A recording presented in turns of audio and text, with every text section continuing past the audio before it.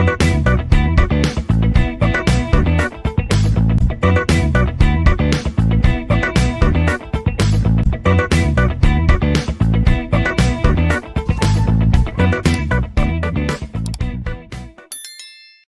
everyone. Chapter 6, Pipelining and Superscalar Techniques. Contents are linear pipeline processors and nonlinear pipeline processors. Linear pipeline processors.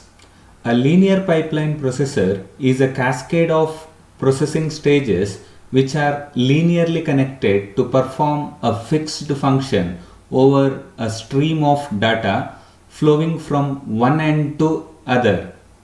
In modern computers, linear pipelines are applied for instruction execution, arithmetic computation, and memory access operations.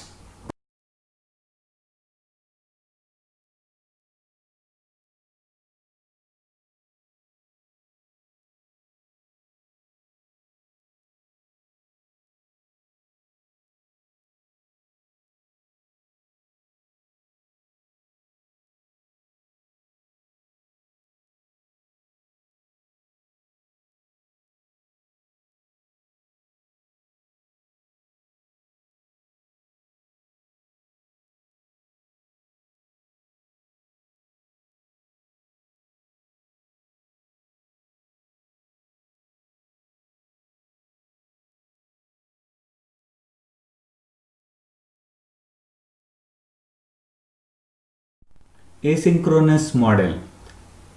Data flow between adjacent stages in an asynchronous pipeline is controlled by a handshaking protocol. When stage Si is ready to transmit, it sends a ready signal to stage Si plus 1.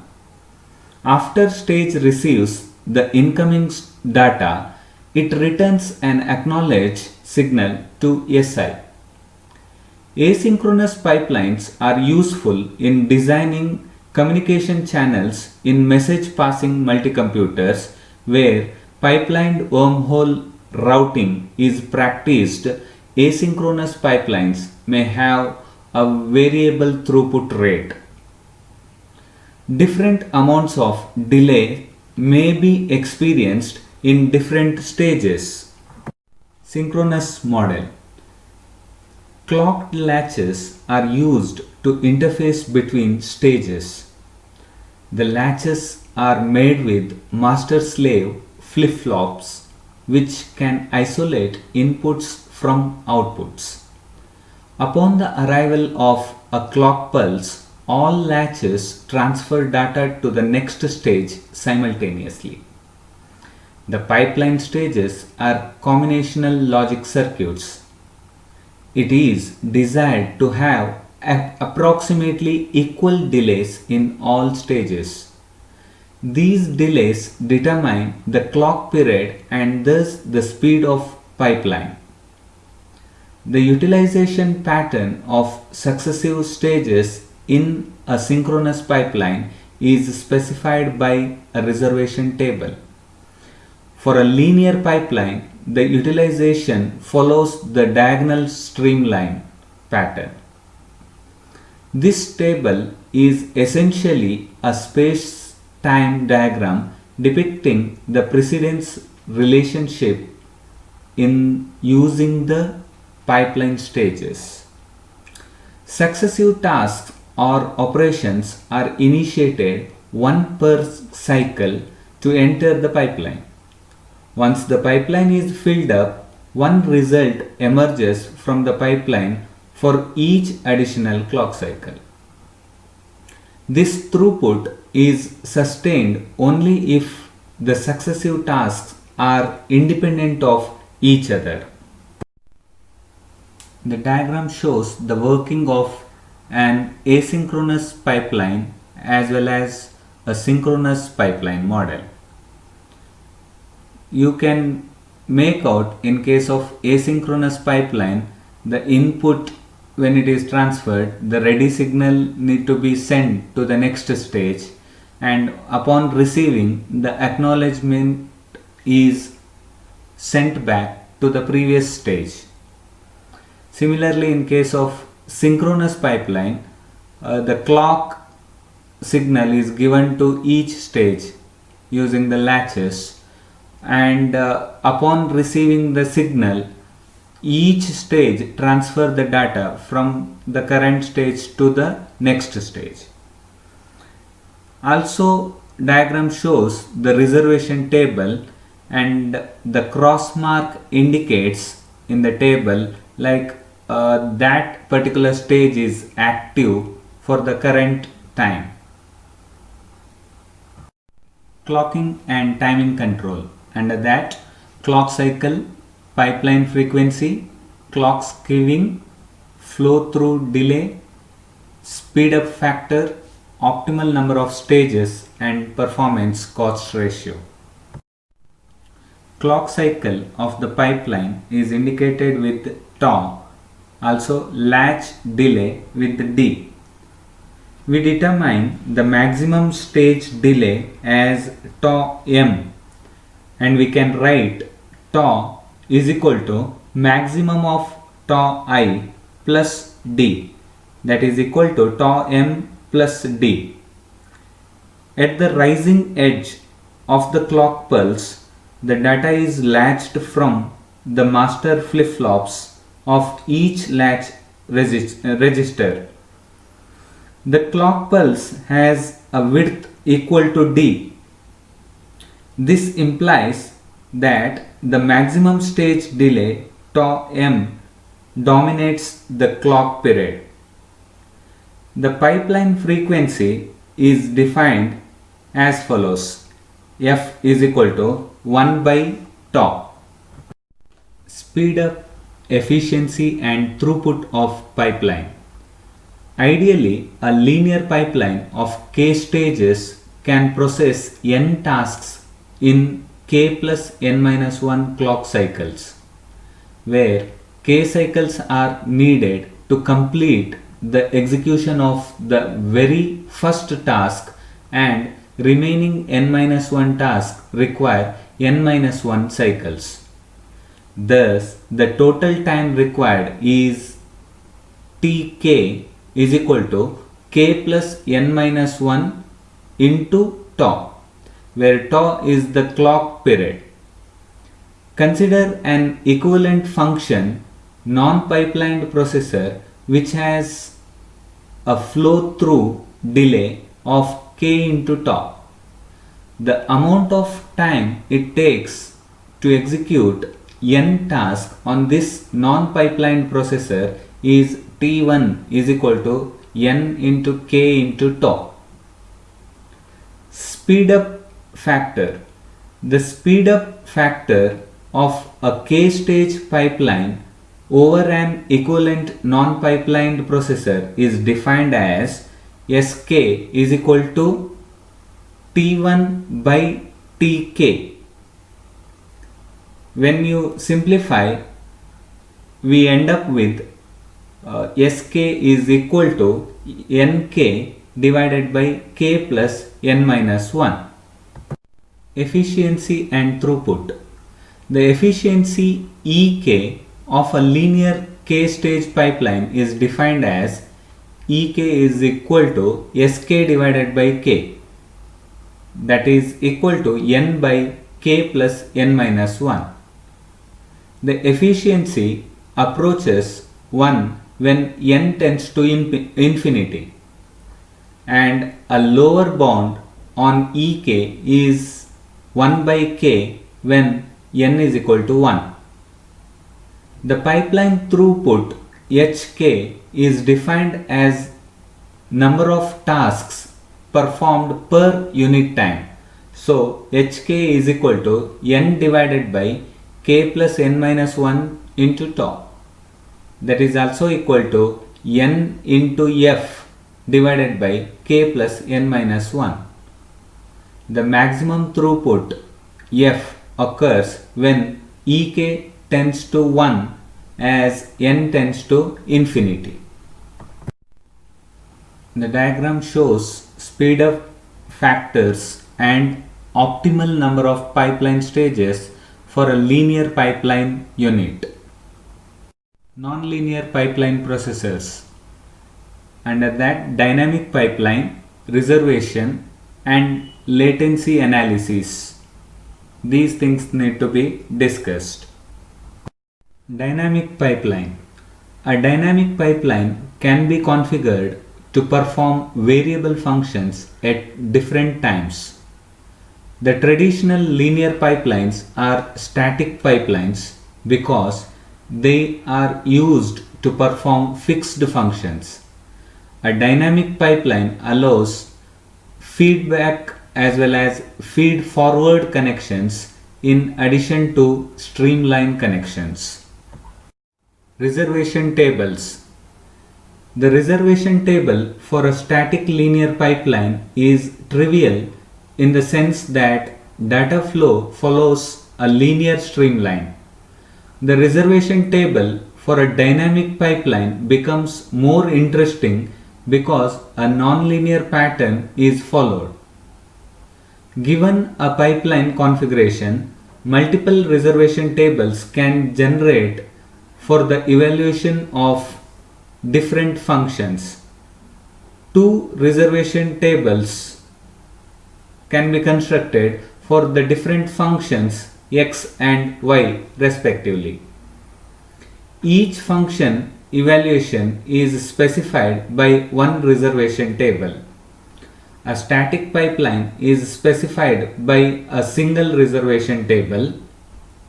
A dynamic pipeline may be specified by more than one reservation table. Each reservation table displays the time-space flow of data through the pipeline for one function evaluation. Different functions may follow different paths on the reservation table. A number of pipeline configurations may be represented by the same reservation table. There is a many-to-many mapping between various pipeline configuration and different reservation tables. The number of columns in reservation table is called the evaluation time of a given function. Latency. The number of time units between two initiations of a pipeline is the latency between them. Latency values must be non-negative integers. A latency of k means that two initiations are separated by k clock cycles. Any attempt by two or more initiations to use the same pipeline stage at the same time will cause a collision. A collision implies resource conflicts between two initiations in the pipeline. Therefore, all collision must be avoided in scheduling a sequence of pipeline initiations. Some latencies will cause collision and some will not. Latencies that cause collision are called forbidden latencies. In a static pipeline, it is easy to partition a given function into a sequence of linearly ordered subfunctions. However, function partitioning in a dynamic pipeline becomes quite involved because the pipeline stages are interconnected with loops in addition to streamline connections. A multifunction dynamic pipeline is shown in the diagram. This pipeline has three stages. Beside the streamline connected from S1 to S2 and from S2 to S3, there is a feed forward connection from S1 to S3 and two feedback connections from S3 to S2 and S3 to S1. These feed forward and feedback connections make the scheduling of successive events into the pipeline a non-trivial task. With these connections, the output of the pipeline is not necessarily from the last stage.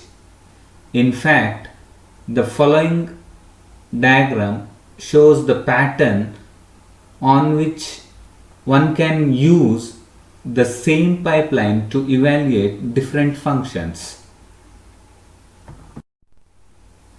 In using the pipeline to evaluate the function x, latencies 2 and 5 are forbidden as shown in the diagram. The ith initiation is denoted as xi in figure 6.4 with the latency 2. Initiation x1 and x2 collide in stage S2 at time 4 at time 7. These initiations collide in stage 3. Similarly, other collisions are shown at time 5, 6, 8, etc. The collision patterns for latency 5 is also shown in the diagram, where x1 and x2 are scheduled 5 clock cycle apart. Their first collision occurs at stage 6. A latency cycle is a latency sequence which repeats the same subsequence indefinitely. The figure shows latency cycle in using the pipeline to evaluate the function x without causing a collision. For example, latency cycle 1,8 represents the infinite latency sequence 1,8, 1, 8, 1, 8 and continues. This implies that successive initiations of new tasks are separated by 1 cycle and 8 cycles alternatively. The average latency of a latency cycle is obtained by dividing the sum of all latencies by the number of latencies along the cycle. The latency cycle 1,8 thus has an average latency of 1 plus 8 divided by 2, that is equal to 4.5. A constant cycle is a latency cycle which contains only one latency value. Cycles 3 and 6, as shown in figure B and C, are both constant cycles. The average latency of a constant cycle is simply the latency itself. Collision-free scheduling. When scheduling events in a nonlinear pipeline, the main objective is to obtain the shortest average latency between initiations without causing collisions. Collision vector. By examining the reservation table, one can distinguish the set of permissible latencies from the set of forbidden latencies. For a reservation table with n columns, the maximum forbidden latency is m less than or equal to n minus 1. The permissible latency p should be as small as possible. The choice is made in the range the value p between 1 to m minus 1. The permissible latency of p is equal to 1 corresponds to the ideal case. In theory, a latency of 1 can always be achieved in a static pipeline which follows a linear reservation table. Thank you.